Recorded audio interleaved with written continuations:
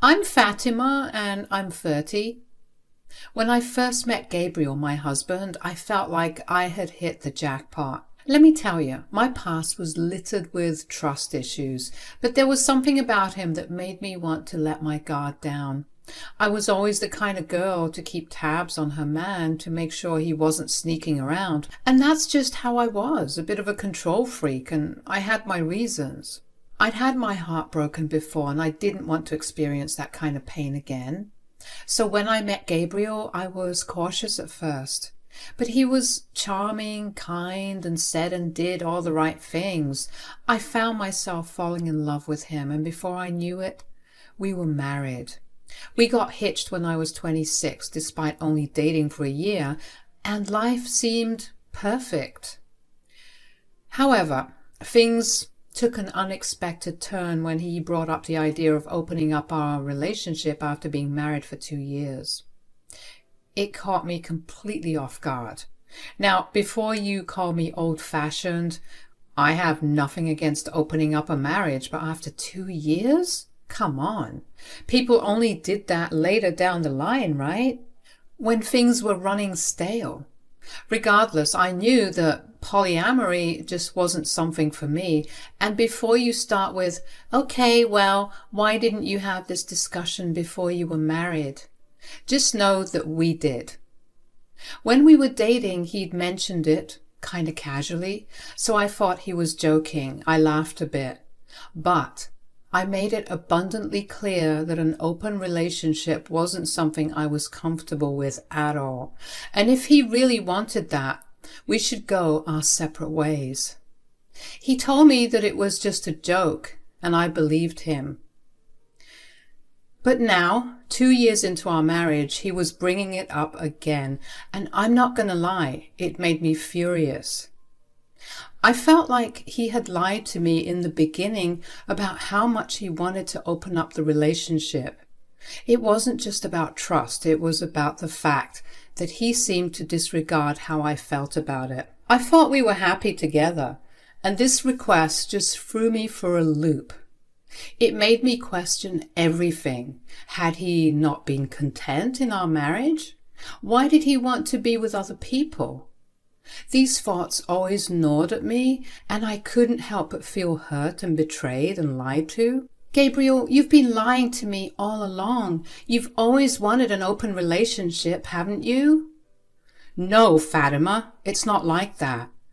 I was just curious about it, that's all. I didn't think I'd actually be interested in doing it. Don't give me that. You brought up the whole polyamory thing when we were dating. You lied to me and then claimed it was a joke. But it was clear that you'd been thinking about it long before we even got married. No, that's not true. I love you and I love our life together. I don't really want to be with other people. It was just a fleeting thought. Look, just forget the whole thing, okay? I didn't mean it. You expect me to believe that? You mentioned it when we were dating and now you're bringing it up again? It's obvious that you've been considering this for a while and you just hid it from me. Fatima, I didn't want to upset you. I thought I could suppress those thoughts. But they kept resurfacing. Suppress those thoughts? And for how long, Gabriel? For the rest of our lives? You kept your true feelings from me, and that's a betrayal of trust. I can't believe you'd lie about something so important. This is literally why people end up cheating on each other. Why would you put us in such an awkward position? Fatima, I'm really sorry. I just didn't want to lose you, and I thought I could get past it. But I understand how you feel, and I should have been honest from the beginning. I appreciate your honesty now, but it's too late. Our values and desires are too different, and I can't be in a marriage where my partner is unhappy. It's time to make a choice. My decision to give my marriage another chance weighed heavily on me. I genuinely loved Gabriel and I desperately wanted our relationship to work. But the reality was proving to be more complicated than I had hoped for. The newfound agreement of open and honest communication in our marriage didn't seem to be holding up. At least I was holding it up on my end, that is. It really felt like their fights were escalating, and I can say with certainty that it wasn't my fault. I was always trying my best to maintain a positive and supportive atmosphere, but Gabriel was frequently in a foul mood, and any attempts at cheering him up were always met with hostility. This, as you can imagine, led to more arguments and fights. Each day I would wonder if I was doomed to always have troubled and toxic relationships. I saw my therapy sessions as a way to grow and become a better person, while Gabriel seemed stagnant. The positive changes in my behavior, such as avoiding yelling or arguing and instead seeking constructive solutions to our issues, didn't sit well with him for some reason. It was as if he missed the toxicity of their past relationship, which was ridiculous to think about. Despite my own personal growth and maturation, I couldn't help but feel the weight of our crumbling relationship. I had hoped for a fresh start when I decided to stay, but it was becoming increasingly evident that some issues ran too deep to be resolved on their own, especially if one of us wasn't willing to work on their own demons. I took the initiative to suggest couples therapy, believing that professional guidance could help us navigate the complexities of our relationship. However, Gabriel always refused the idea, insisting that they didn't need therapy. He viewed our situation as fine, even when it was clearly not. As my therapist wisely pointed out, one person couldn't force the other into therapy. The willingness to seek help should come from both sides and within. If not, resentment and tension could build, further straining our already fragile relationship. Needless to say, I was frustrated and tired of trying to improve our marriage all on my own. I felt like I was parenting someone, and the last thing I was going to do was coddle a grown man. So I stopped pushing Gabriel to join me in therapy, as the therapist suggested. This decision led to even more distance between us. It seemed as though Gabriel was resisting any positive changes, which was always baffling to me. I felt stuck. Obviously, my heart still belonged to Gabriel, but my mind was growing tired of the constant emotional roller coaster and having to do the majority of the emotional labor in the house. The foundation of trust we needed to survive was crumbling under the weight of all the unresolved issues and the unwillingness to confront them. This man would sometimes pick fights with me for no apparent reason. I would try and remain calm as always, but he would double down and be so reactive that I would need to get away from him just so that I could hear myself think. It was exhausting, and my patience with him was wearing thin. Fatima, you've just changed so much. You don't even care about me anymore, do you? Gabriel, that's not true. I care about you deeply. You know this. Then why is it that when we have issues, you're always so calm and nonchalant about it? Let me get this straight. You're upset with me because I have good conflict resolution skills? That's not what I said. Okay, look, I'm just trying to find better ways to handle our disagreements and make our relationship stronger. Well, I don't like it. I feel like you don't even love me. Gabriel, my love for you is the reason I'm trying to improve our relationship. I want us to be happy together. Happy?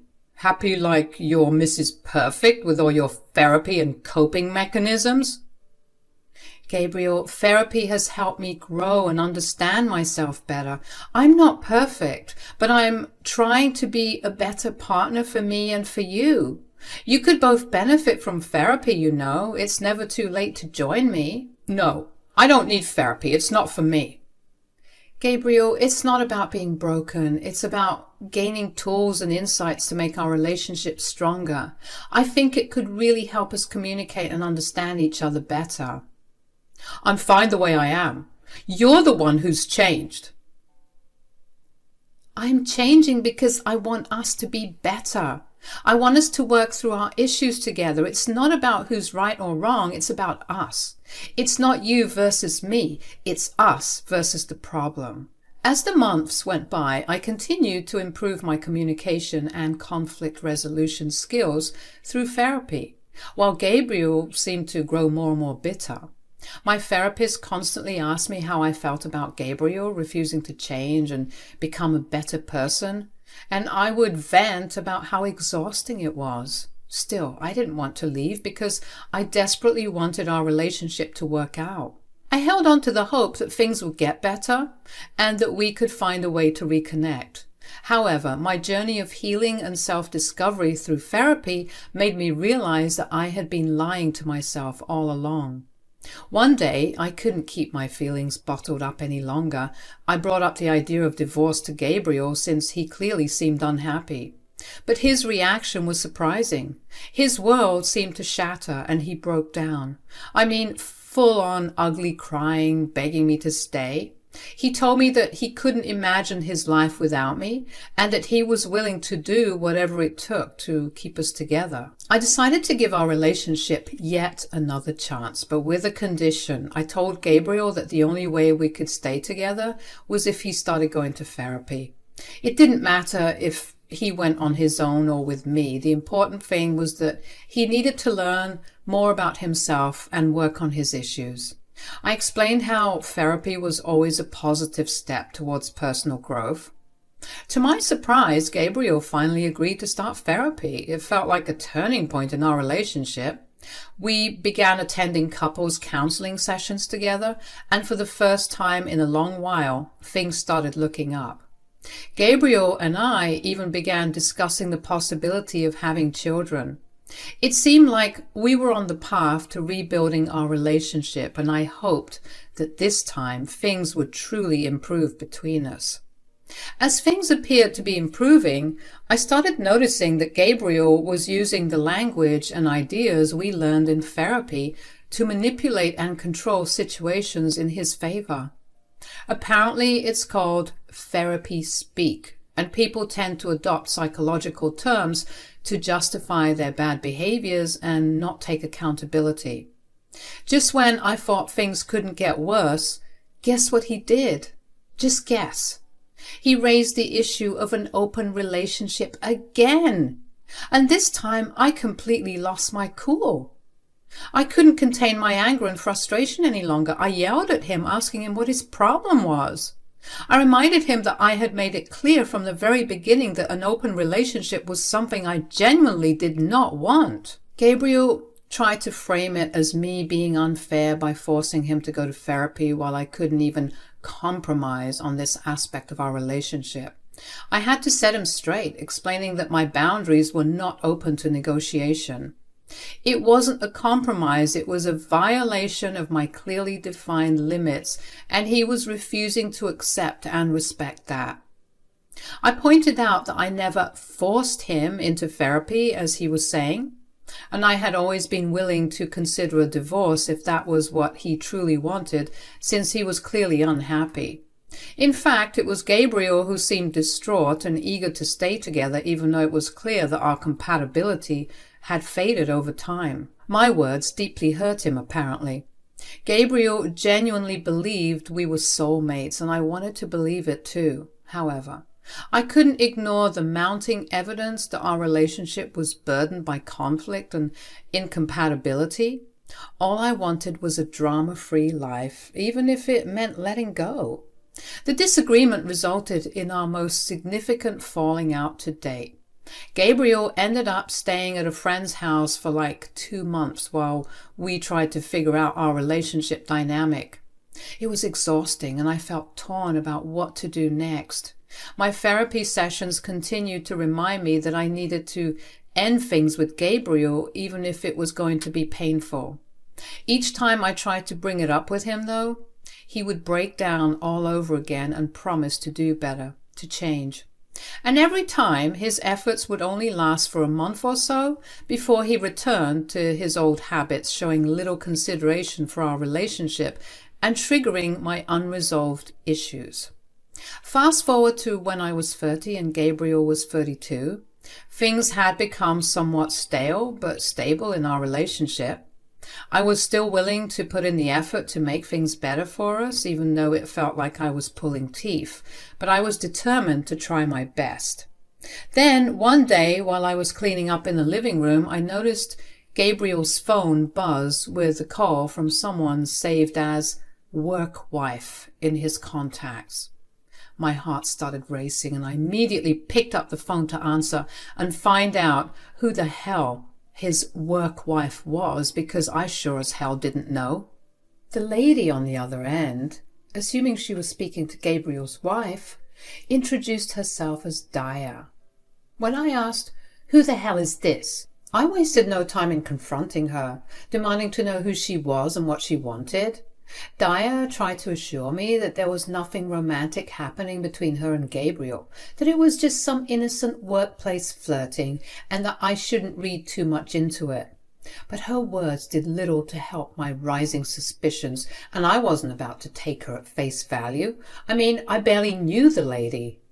I hung up the phone and marched over to Gabriel, my anger simmering just beneath the surface. I was trying so hard to remember all the things I learned in therapy, but in that moment I swear I wanted blood. I demanded an explanation, wanting to know what the hell was going on and whether he was cheating on me. His response was to deny any wrongdoing, saying that he would never do such a thing and that I was overreacting. "Gabriel, I'm not overreacting. I can't believe you just let that woman call herself your work wife without talking to me about it. It hurts my feelings. Why can't you see that?" "Seriously, Fatima? You're always so overbearing and controlling. Can't I have friends at work? Get over yourself." "I'm not against you having friends at work, but why would you let her call herself your work wife?